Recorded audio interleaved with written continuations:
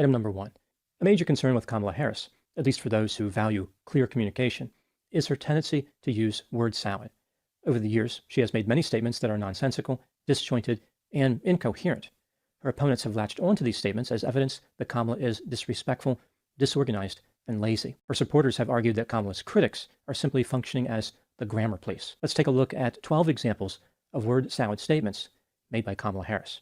When talking about COVID, Kamala said, "It is time for us to do what we have been doing, and that time is every day." In a talk about banking, she stated, "We invested an additional $12 billion into community banks because we know community banks are in the community and understand the needs and desires of that community as well as the talent and capacity of community." On another occasion, Kamala mentioned the word community when she said, "When we talk about the children of the community, they are children of the community." When referring to a Supreme Court decision, Kamala said, "I think of this moment as a moment that is about great momentum." Offering words of wisdom about high-speed internet, she stated, "The governor and I, we were all doing a tour of the library here and talking about the significance of the passage of time, right?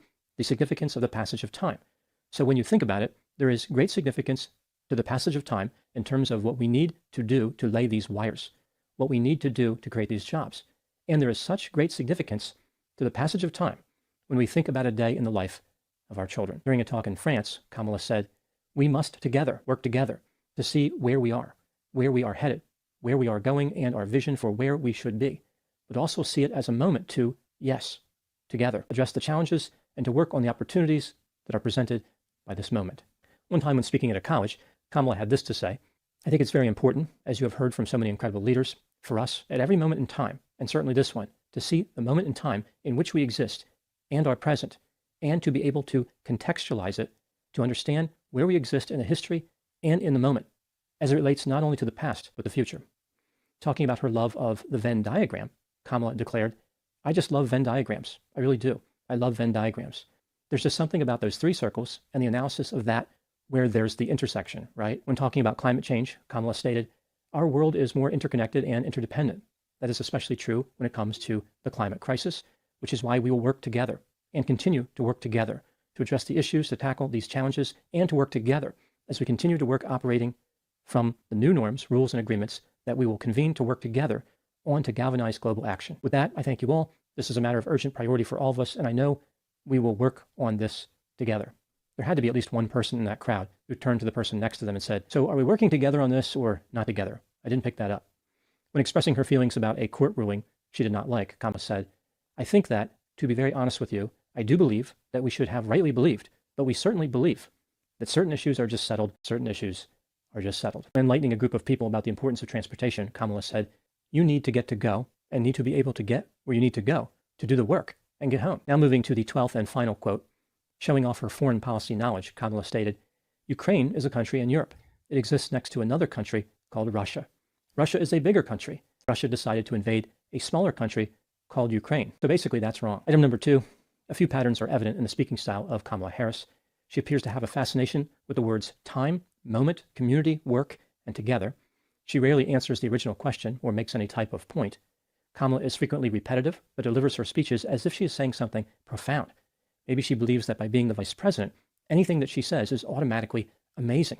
People should be dazzled by her statements, like there is no actual work necessary. Other politicians throughout history who have delivered memorable quotes must have done so simply because they were politicians.